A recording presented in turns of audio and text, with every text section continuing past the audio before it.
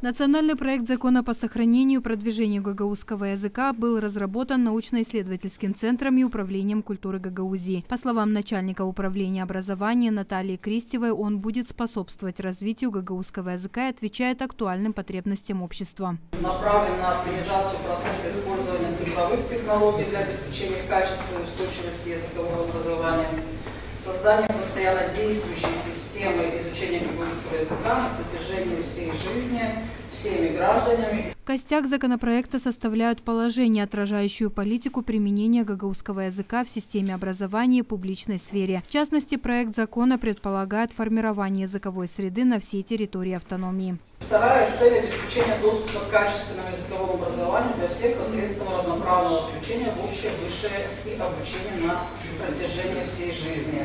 Третья цель предполагает социолингвистическую и профессиональную интеграцию учащихся и студентов через частичное изучение некоторых дисциплин на гагаузском языке.